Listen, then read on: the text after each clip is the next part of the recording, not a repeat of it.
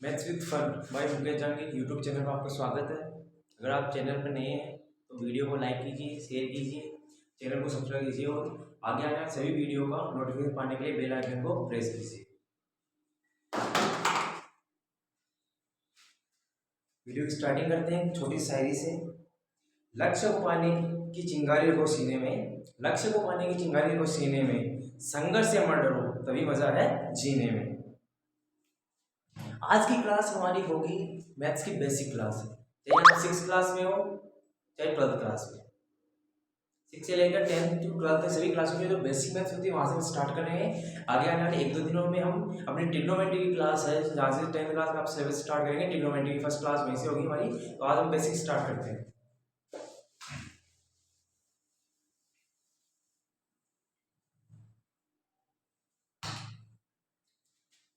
First part हमारा number system.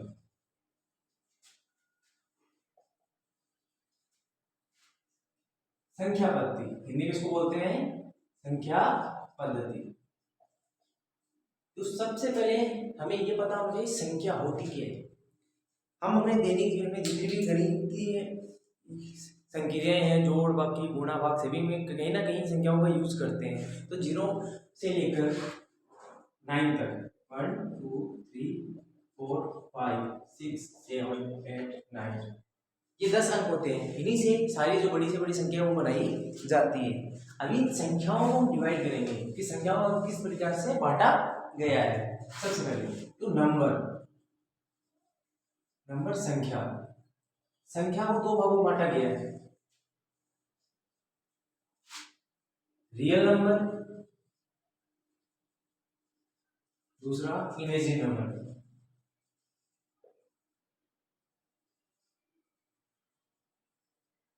Hindi में बोलते हैं इसको वास्तविक संख्या।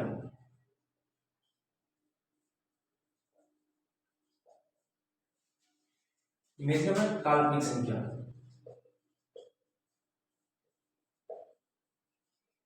तो काल्पनिक संख्या आयोटा की फॉर्म में होती है।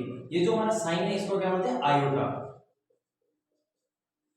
जितनी भी काल्पनिक संख्या होगी सभी आयोटा की फॉर्म में होगी। Iota, iota square, iota cube, dot dot infinite तक चलती रहती है। ध्यान रखना यहाँ पे जो आयोटा स्क्वायर है उसका मान -1 होता है। इससे आप आगे कोई भी वैल्यू निकाल सकते हैं। जैसे एग्जांपल के लिए अगर हमें आयोटा क्यूब का मान निकालना है तो क्या करेंगे, इसको हम क्या लिख सकते हैं iota square into iota. Iota square का मान हम जानते हैं -1 होता है तो इसको लिख सकते हैं -1 इनटू आयोटा। तो आयोटा क्यूब की वैल्यू क्या आएगी माइनस आयोटा। इसी प्रकार आप आयोटा की पावर 50 निकाल सकते हो, आयोटा की पावर 70 निकाल सकते हो, आयोटा की पावर 67 निकाल, कितनी भी वैल्यू निकाल सकते हो। तो ये जितनी भी संख्याएं हैं वो हमारी क्या है काल्पनिक संख्याएं हैं। काल्पनिक संख्याएं हमारे सिलेबस में नहीं है तो हमें बस इनके बारे में बेसिक पता होना चाहिए। एक्चुअल काल्पनिक संख्याएं होती है इसके बारे में पता होना चाहिए। जो हमारे सिलेबस में है, जो आपकी 6 से लेकर 10th क्लास की जो चीजें चलती है वो आती है आपकी वास्तविक संख्या से। वास्तविक संख्या -3 -2 माइनस इनफाइनाइट से लेकर प्लस इनफाइनाइट तक जो संख्याएं आती है 1 2 3 0 वो सभी वास्तविक संख्या का हिस्सा है। जो वास्तविक संख्या है उसको आगे कई भागों में बांटा गया है। इसका हम दूसरा चार्ट बनाएंगे, आप इसका स्क्रीनशॉट ले लीजिए नोट्स बनाने के लिए।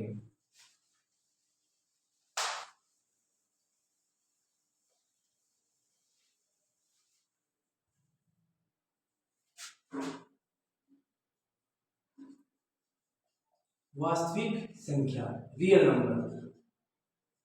तो वास्तविक संख्या को हम 2 भागों में बांटते हैं। पहला है परिमेय, परिमेय संख्या। दूसरा है अपरिमेय संख्या।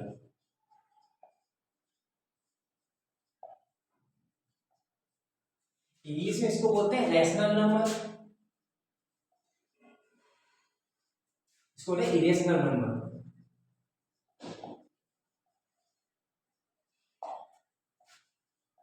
तो वास्तविक संख्या है, वास्तविक संख्या को 2 भागों में बांटते हैं, रैशनल नंबर और इरेशनल नंबर। इनकी डेफिनेशन वे सभी संख्याएं जिन्हें P/Q के रूप में लिखा जा सकता है।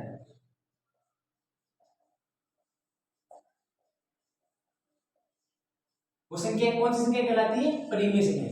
यानी वे सभी संख्याएं जिन्हें हम p बटा q के रूप में लिख सकते हैं वो हमारी परिमेय संख्या कहलाती है। एग्जाम्पल के लिए 4/7, 3। देखो 3 के यहाँ बट्टा में कोई भी संख्या नहीं है तो यहाँ पर 1 तो है, तो ये p बाई q फॉर्म हो गया इसका। -4/7 -9/11 ऐसे सभी संख्याएं। हमने पाई की वैल्यू पढ़ी है, पाई इक्वल टू होता है 22/7। ध्यान रखना जो 22/7 है, देखो इसको भी हम क्या p बटे q की फॉर्म में लिख सकते हैं, तो ये भी क्या है? एक परिमेय संख्या है। जो पाई का जो हमारा मान है 22/7, ये कौन सी संख्या? एक परिमेय संख्या है। लेकिन जो पाई वैल्यू है ये एक अपरिमेय संख्या है, ये आपको भी थोड़ी देर में बताऊंगा। तो परिमेय संख्या क्या होती है? वे सभी संख्याएं जिन्हें हम p बटा q के रूप में लिख सकते हैं परिमेय संख्या कहलाती है। यहाँ पर सबसे ज्यादा ध्यान देने वाली चीज, तो p बटा जो q का फॉर्म होता है, यहाँ पर q नॉट इक्वल टू 0 होता है।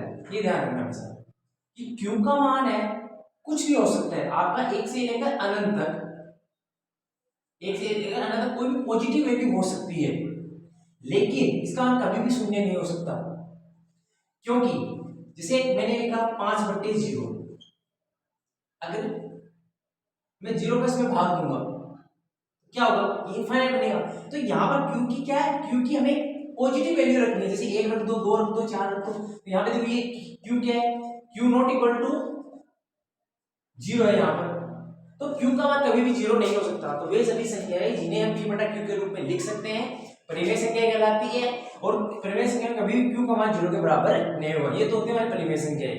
दूसरी अपरिमेय संख्या, वे सभी संख्याएं जिन्हें हम p बटा q के रूप में नहीं लिख सकते, वे सभी संख्याएं जिन्हें हम p बटा q के रूप में नहीं लिख सकते वो कौन सी संख्या कहलाती है? हमारी अपरिमेय संख्या कहलाती है। डिफरेंस समझो दोनों में। अगर किसी संख्या को हम p बटा q के फॉर्म में लिख सकते हैं, p बटा q के रूप में लिख सकते हैं, वो हो गई हमारी परिमेय संख्या। और अगर हम उसे p बटा q के फॉर्म में नहीं लिख सकते तो हमारी कौन सी संख्या हो जाएगी? अपरिमेय संख्या, जो इंग्लिश में बोलते हैं इरेशनल नंबर। इसके एग्जांपल √7, √14, √21 एक्सेट्रा। जितने भी जो हमारी अंडररूट में जो वर्ग में वर्गमूल में जो संख्याएं दे रखी हैं वो सारी किसकी एग्जांपल होगी? अपरिमेय संख्या होगा।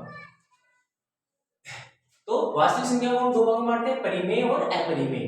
तो अपरिमेय संख्या है, इसका आगे हमारे सिलेबस में कोई डिफाइन नहीं, आगे इसको हम नहीं पढ़ेंगे। परिमेय संख्या को और आगे डिवाइड किया गया तो उसके बारे में पढ़ेंगे। तो परिमेय संख्या कौन सी होती है? जिन्हें p बटा q के रूप में लिख सकते हैं, और जिन्हें p बटा q के रूप में नहीं लिखा जा सकता वो होती है हमारी अपरिमेय संख्याएं। नोट कर लो इसको, स्क्रीनशॉट ले लो इसका।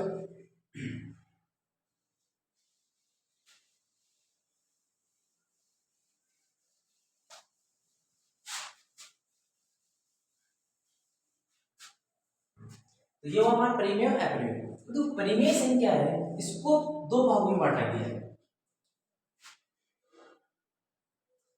पहला भिन्न, दूसरा पूर्णांक। जो हमारी परिमेय संख्या है इसको भी हम दो भागों में बांटते हैं, एक तो भिन्न जिसको फ्रैक्शन बोलते हैं इंग्लिश में, और पूर्णांक इंटीजर्स। परिमेय संख्या हम दो भागों में बांटते हैं, भिन्न और पूर्णांक। जो भिन्न होती है, भिन्न को तीन भागों में बांटा गया है। फर्स्ट उचित भिन्न, दूसरा अनुचित भिन्न, तीसरा होता है हमारा मिश्र भिन्न। इसको आप मिश्र या मिश्रित भी बोल सकते हो, दोनों नाम है इसके, मिश्र भिन्न या मिश्रित भिन्न। तो परिमेय संख्या है इसको दो भागों में बांटते हैं, भिन्न में, दूसरा पूर्णांक में। तो भिन्न को भी आगे तीन भागों में बांटा गया है, उचित भिन्न, अनुचित भिन्न और मिश्र भिन्न। उचित भिन्न, उचित भिन्न की डेफिनेशन, यदि अंश का मान हर से छोटा है, यानी वो सभी भिन्न जिनमें अंश क्या होता है? जो हमारा बट्टा का जो साइन है उसके ऊपर की जो संख्या होती है वो तो कहलाती है अंश, न्यूमरेटर, और नीचे वाली संख्या कहते हैं हेड न्यूमरेटर।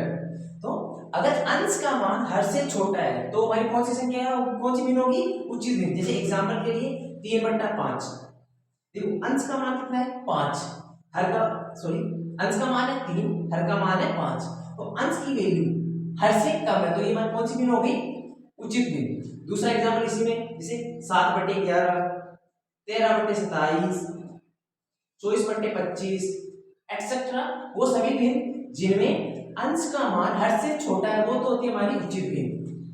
सेकंड, यदि अंश का मान हर से बड़ा हो,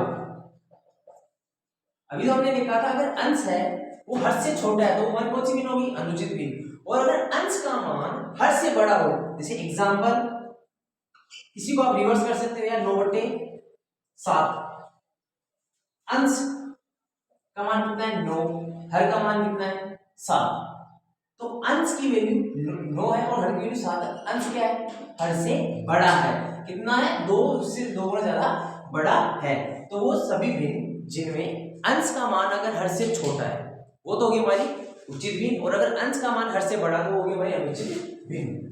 थर्ड है मिश्र भिन्न। मिश्र भिन्न क्या होता है, एक तो हमारी होती है साधारण भिन्न, एक पूर्णांक होता है उसी के साथ में दूसरी साधारण भिन्न दी जाती है, जैसे 1 सही 2/3, दूसरा 7 सही 3/11, 5 सही 7/9 एक्सेट्रा। तो मिश्र भिन्न को हम आगे साधारण भिन्न में बदल सकते हैं। तो जो हमारी परिमेय संख्या है उनको दो भागों में बांटते हैं, भिन्न पूर्णांक में।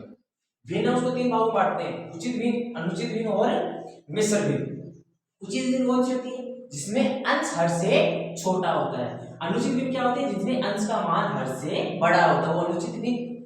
थर्ड है मिश्र भिन्न या मिश्रित भिन्न। तो आप यहाँ से याद रख सकते हो, जैसे छोटा बच्चा है मेले में घुमाने के लिए हम लेके जाते हैं उसको, क्या करते हैं वो मेले में खोना चाहिए तो उस बच्चे को क्या करते हैं, वो जो बड़े लोग हैं उसको कंधे में बिठा लेते हैं। तो बड़े का छोटे को अपने कंधे में बिठाना क्या है, अच्छी बात है, उचित बात है, लीगल है, तो उसको इसी याद है। उचित भिन्न क्या है, ऊपर वाला हमेशा क्या होता है छोटा है, तो छोटे बच्चे को हमने ऊपर बिठा लिया।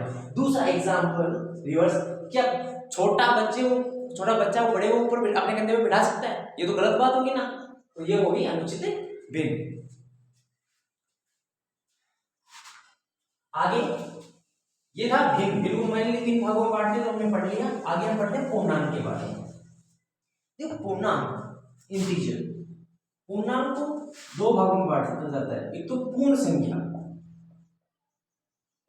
एक होता है ऋणात्मक संख्या।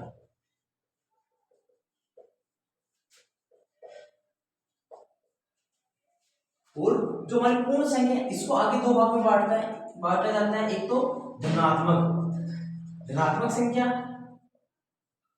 इसी का दूसरा नाम होता है प्राकृत संख्या, और एक होती है आपकी शून्य।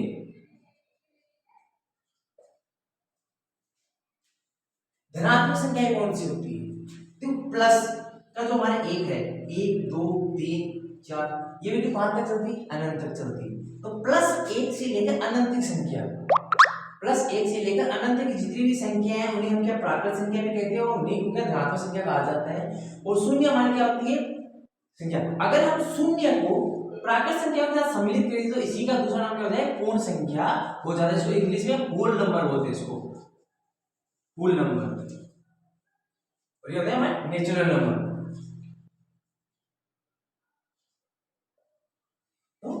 परिमेय संख्या उसको 2 भागों में बांटते हैं, भिन्न पूर्णांक। भिन्न को हमने 3 भागों में बांटा था, उचित भिन्न, अनुचित भिन्न और मिश्र भिन्न।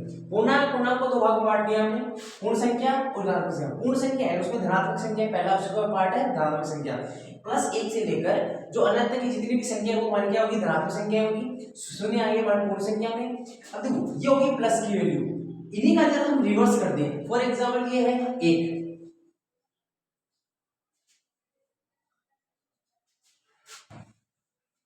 ये है हमारे पास 1, अगर इसके पहले माइनस साइन लगा दें तो ये संख्या कौन सी होगी, नेगेटिव वैल्यू होगी, नेगेटिव होगी ऋणात्मक संख्या, -2 -3। तो जिस प्रकार जो प्लस की संख्या 1 से अनंत तक चलती है उसी प्रकार संख्याएं माइनस में -1 से लेकर माइनस अनंत तक चलती है। तो ये संख्या कहां तक चलेगी हमारी, माइनस अनंत तक।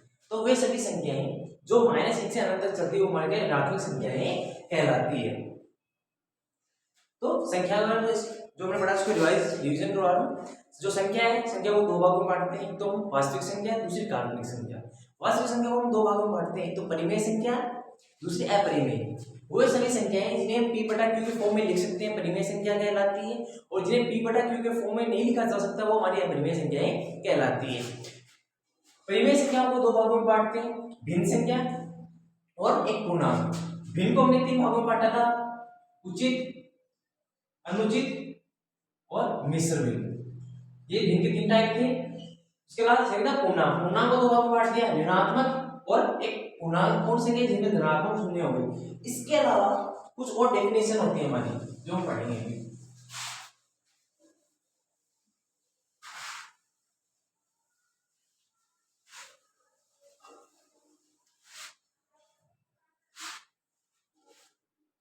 सम संख्या और एक होती है विषम संख्या। बेसिकली छोटा बच्चा किसी को बताता है सम विषम बता सकते, आपको पता होगा। सम ये सभी संख्याएं जिनमें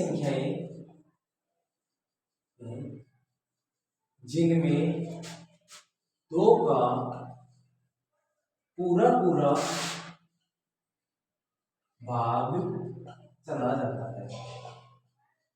वे सभी संख्याएं जिनमें दो का पूरा भाग चला जाता है हमारी सम संख्याएं कहलाती है। एग्जाम्पल के लिए जैसे दो में दो का भाग जाता है, 4, 6, 8, 10, 12 इनफाइनाइट। तो वे सभी संख्याएं जिनमें दो का पूरा भाग चला जाता है सम संख्याएं कहलाती है। और वे सभी संख्याएं जिनमें दो का पूरा भाग नहीं जाता। अगर दो का पूरा भाग जाता है तो वो तो होगी हमारी सम संख्या। अगर दो का पूरा भाग नहीं जाता है तो वो हमारी कौन सी संख्या कहलाएगी, विषम संख्या कहलाएगी। जैसे एग्जांपल एक में दो का पूरा भाग नहीं जाएगा। 3, जब आप 3 में दो का भाग दोगे तो एक रिमाइंडर शेष रहेगा, इसमें शेष रहेगा। दो का पूरा भाग नहीं जा रहा तो एक कौन सी संख्या होगी हमारी, विषम संख्या होगी। 5, 7, 9, 11, 13, 15, 17 डॉट इनफाइनाइट। तो वे सभी संख्याएं जिनमें दो का पूरा भाग जाता है सम संख्या कहलाती है, जिनमें दो का पूरा भाग नहीं जाता विषम संख्याएं कहलाती है।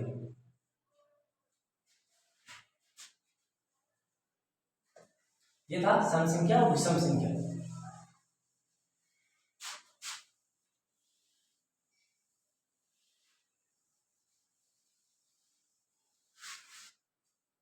इसके अलावा 3 परिभाषाएं और है। अभाज्य संख्या जिसको प्राइम नंबर बोलते हैं, ये होती है भाज्य संख्या जिसको कंपोजिट नंबर बोलते हैं।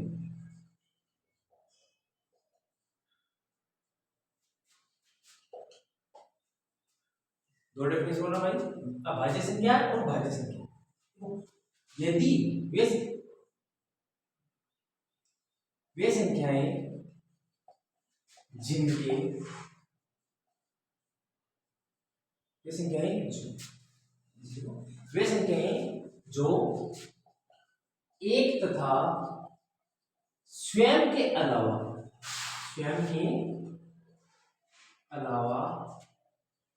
अन्य किसी भी संख्या से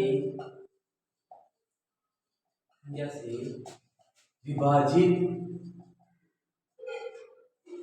नहीं होती है। वे संख्याएं जो एक तथा स्वयं के अलावा अन्य किसी भी संख्या से विभाजित नहीं होती है, कौन सी संख्या कहलाती है, हमारी अभाज्य संख्याएं कहलाती है।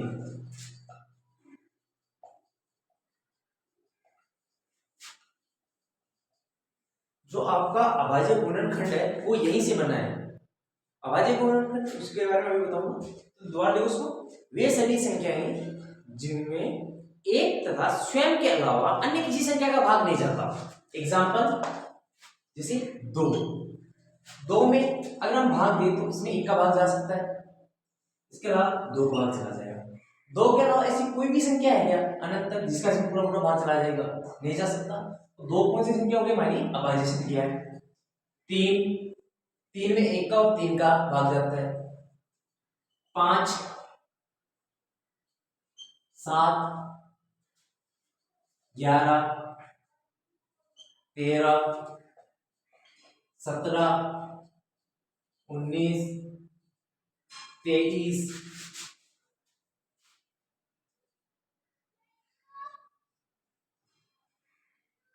29 तो वे सभी संख्याएं जिनमें एक तथा स्वयं के अलावा अन्य किसी भी संख्या का पूरा भाग नहीं जाता अभाज्य संख्याएं कहलाती है। तो यहां से दो इंपॉर्टेंट पॉइंट बनते हैं। पहला, सबसे छोटी अभाज्य संख्या। अगर आपसे क्वेश्चन पूछा जाए कि सबसे छोटी अभाज्य संख्या कौन सी होती है, कौन सी होती है सबसे छोटी अभाज्य संख्या? 2। अगर आपसे पूछा जाए सबसे छोटी सम अभाज्य संख्या, देखो पूरी जो जितनी भी अभाज्य संख्या है उसमें केवल एक संख्या है जो सम है, उसके अलावा सारी अभाज्य संख्या विषम है। जैसे 3 है, 3 क्या है? विषम है। 5 विषम है, 7 विषम है, 11 13 17 19 आगे सारी संख्या विषम है। लेकिन एक संख्या जो पहले नंबर पे है वो क्या है? हमारी 2। ये अपने आप में क्या है? सम संख्या है। इसके अलावा जितनी भी संख्या है वो सारी क्या है? विषम है। तो एकमात्र सम अभाज्य संख्या कौन सी है? 2। और सबसे छोटी अभाज्य संख्या कौन सी है? हमारी 2। इसके अलावा 2-3 पॉइंट और है, इंपॉर्टेंट पॉइंट लिखवा रहा हूं उसमें। देखो ये पॉइंट आपको याद रखने, कई बार एग्जाम में क्वेश्चन पूछा जाता है 1 से 50 के मध्य कितनी अभाज्य संख्या होती है? जो हमारे 1 से स्टार्ट करेंगे हम, अगर 1 से काउंटिंग स्टार्ट करते हैं 50 तक कितनी अभाज्य संख्या होती है? तो आप गिनने थोड़ी बैठोगे, गिनने बैठोगे तो टाइम लग जाएगा।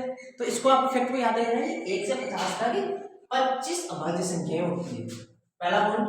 दूसरा, 1 से, अगर मानो आपसे पूछा जाए 1 से 100 के मध्य, अभी तो पूछा था 50 तक, अगर आपसे पूछे 1 से 100 के मध्य कितनी अभाज्य संख्या होती है? सॉरी, 1 से 50 तक 15 अभाज्य संख्या होती है, 1 से 100 तक होती है 25 अभाज्य संख्या।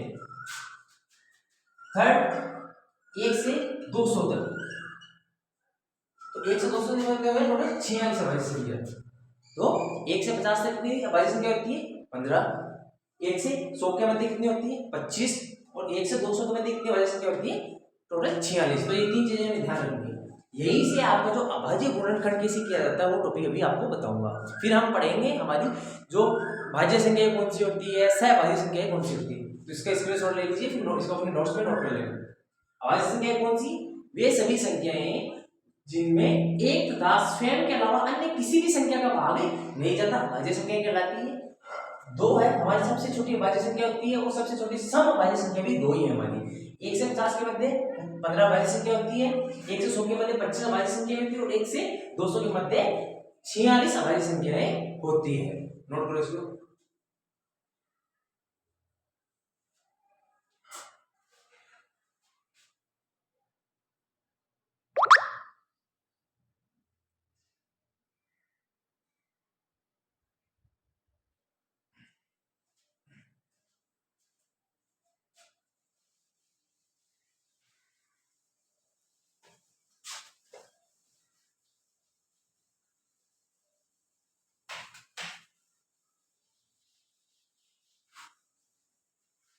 तो अभाज्य गुणनखंड,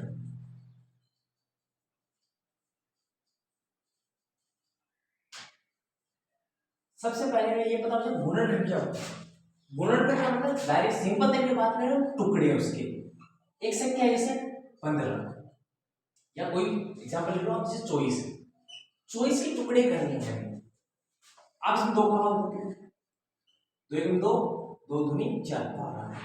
वापस 2 का भाग इसमें, 2 6 12, 2 का भाग 2 3 6, 3 3। तो अब हम बात करें 24 की गुणनखंड। 24 की गुणनखंड कितनी हुई? क्या है? मतलब 2 को 2 2 और 3।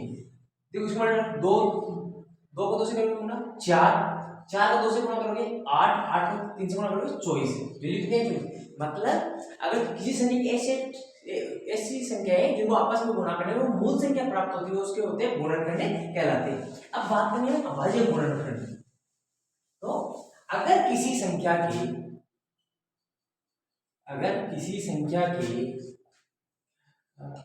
सभी गुणनखंड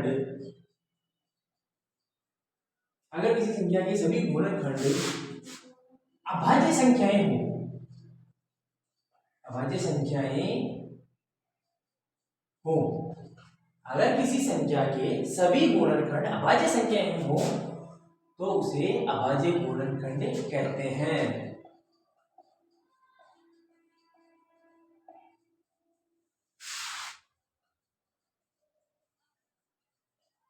अगर हम किसी संख्या का गुणनखंड करें तो अगर उसकी गुणनखंड सभी संख्याएं क्या अभाज्य संख्या होनी चाहिए तो वह गुणनखंड क्या कहलाएंगे? अभाज्य गुणनखंड कहलाएंगे। जैसे एग्जांपल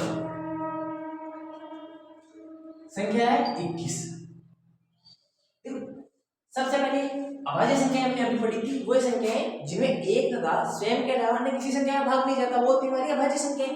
तो यहाँ पे संख्या क्या थी? सबसे पहले छोटी अभाज्य संख्या 2, फिर थी 3, फिर 5, फिर 7, फिर 11, 13, 17, 19, 23। मेनली यहीं तक याद करो, जितने भी आप अभाज्य गुणनखंड करोगे उनमें आपको यहीं तक आने में इससे आगे भी संख्याएं होती है वो आप निकाल सकते हैं।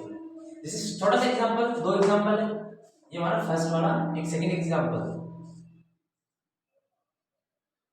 84। जो सबसे पहले ये बताओ, तो यहाँ पर आपको विभाज्यता के नियम भी पता होने चाहिए, जो हम थोड़ी देर बाद देंगे, या तो आज की क्लास में या 11वीं क्लास में आपको विभाज्यता के नियम क्या है कि कोई भी संख्या उसको 2 से वो कब से विभाजित होगी, उस संख्या में 3 का भाग कब किस संख्या पर 3 का पूरा भाग जाएगा, 4 का 5 का, ऐसे हम 11 से 25 से जो भी विभाज्य संख्या है सभी की जो विभाज्यता के नियम हम आगे वाली क्लास में पढ़ेंगे। पहले हम देखते हैं, देखो 84 है, लास्ट अंक क्या है? सम है, मतलब इसमें 2 का पूरा भाग जाए तो सबसे छोटी अभाज्य संख्या कौन सी है हमारी?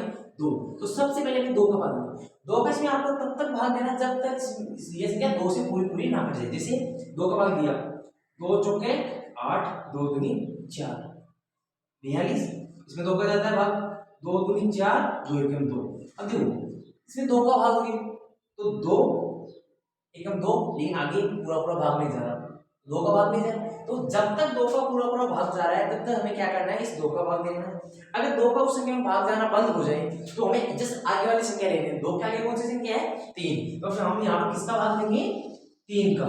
तो 3 3 7 21, 3 का जो पार्ट है उसमें 7, उसको आप 7 बार बोलोगे तब आएगा 21 आ गया। तो 7 है, 7 में 3 का भाग नहीं जाता, हमें पूरा भाग देना है, 5 का भाग नहीं जाता, 7 का में 7 का भाग जाता है, इसमें से भाग लेंगे हम 7 का, आ गया क्या 1। तो 84 के गुणनखंड कितने होंगे? 84 के अभाज्य गुणनखंड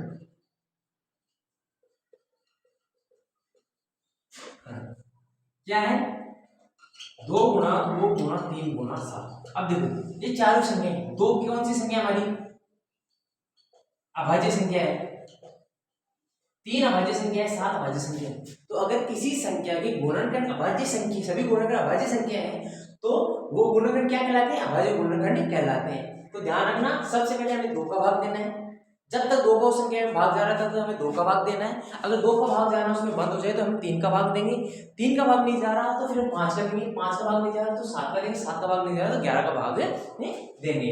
एग्जाम्पल फर्स्ट वाला देखो, इसमें ये विषम संख्या है तो उसमें 2 का भाग नहीं जाएगा, हम भाग देंगे इसमें 3 का, 3 7 21, तो 21 के अभाज्य गुणनखंड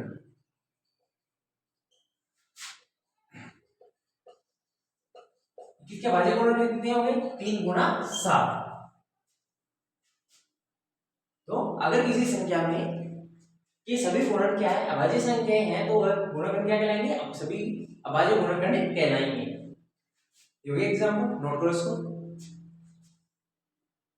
स्क्रीनशॉट ले लिया करो इसको, फिर अपने नोट्स को नोट कर लेते हैं।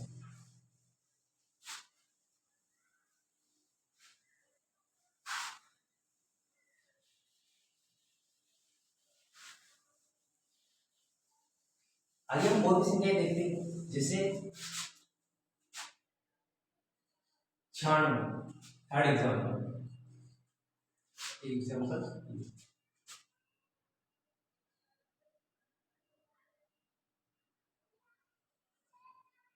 512।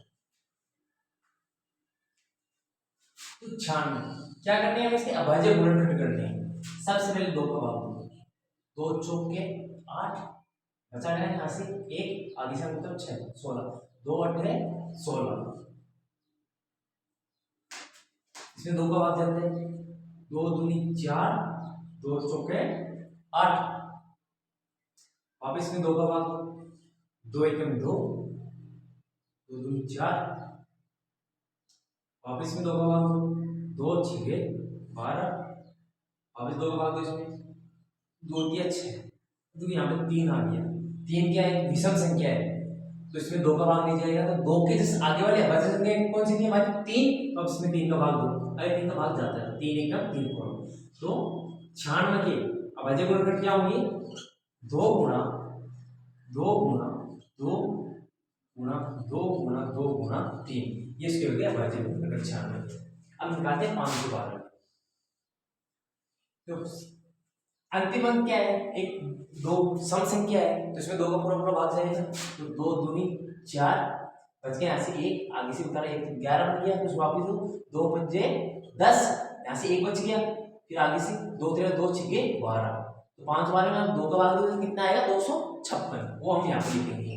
वापिस में 2 का भाग दो, 2 एकम 2, 2 दूनी 4, 2 8 16, 2 का भाग दो, इसमें 2 6 12, 2 4 8, वापिस 2 का भाग दो, 2 3 6, 2 दूनी 4, वापिस 2 का भाग दो, इसमें 2 एकम 2, 2 6 12, 2 का भाग दो, इसमें 2 8 16, 2 का भाग दो, इसमें 2 चौके 8, 2 दूनी 4, 2 3, तो 512 के अभाज्य गुणनखंड लिखो। इसमें देखो कितने हैं, 1 2 3 4 5 6 7 8 9, 9 बार 2 लिखना है, तो 1 2 3 4 5 6 7 8 9, तो 512 के अभाज्य गुणनखंड ये हो गए। अब आपके लिए होमवर्क में क्वेश्चन दे रहा हूँ, आपका होमवर्क है, आपको 96 98 लिख दो यहाँ पे, दूसरा 256,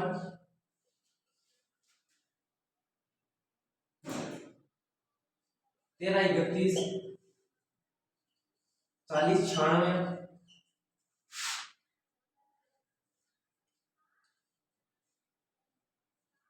566,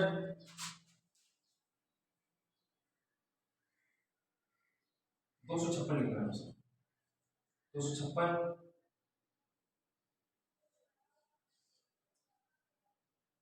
72 84 92, ये 8 क्वेश्चन आप घर में प्रैक्टिस करो। क्या करना है हमें, इन सबका अभाज्य गुणनखंड निकालना है। देखो चाहे आप किसी भी क्लास में हो, चाहे आप 6th क्लास में हो चाहे 10th क्लास में हो, 6 से लेकर 10th की जितनी भी क्लास है उनमें आपको अभाज्य गुणनखंड निकालना, जो संख्याओं का बेसिक नॉलेज है, संख्याओं को किस भागों में बांटा जाता है, परिमेय संख्या क्या होती है, अपरिमेय संख्या कौन सी होती है, सम संख्या कौन सी है, विषम संख्या कौन सी, इन सब के बारे में आपको बेसिक पता होना चाहिए। तो आज की हमारी जो क्लास थी इसी से रिलेटेड थी। आगे कल हम क्या करेंगे, आगे जो ये हो गया अभाज्य गुणनखंड, कल आपको इसके जितने भी क्वेश्चन है सारे मैं करवा दूंगा बोर्ड पर, आप खुद घर पर प्रैक्टिस करना है इसकी। फिर कल हम भाज्य संख्या, सहभाज्य संख्या,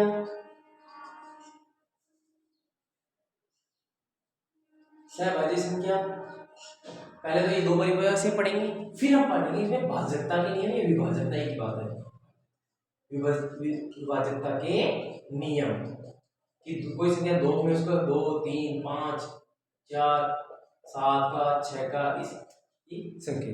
तो कल का हमारा ये मिलेगा, कल हम भाज्य संख्या सहभाज्य संख्या क्या होती है इसके बारे में पढ़ता करेंगे, फिर जो आप विभाजक नियम है ये कंप्लीट हुआ। इसी के साथ जब ये हमारी क्लास कंप्लीट हो जाएगी, फिर हम हमारा जो नेक्स्ट टॉपिक स्टार्ट करेंगे, फिर स्टार्ट करेंगे ट्रिग्नोमेट्री, जो आपकी 10th क्लास की जितने भी क्वेश्चन है, जो आपके एग्जाम्पल से लेकर जो क्लास जो आपके नोटबुक के जो बुक के जो क्वेश्चन है वो सारे आपको मैं यहीं पे सॉल्व करवाऊंगा। तो वीडियो ज़्यादा से ज़्यादा शेयर कीजिए, सब्सक्राइब कीजिए, चैनल को सब्सक्राइब कीजिए, और अपने जो भी रिलेटिव है आपके उन सभी को ये वीडियो भेज दीजिए।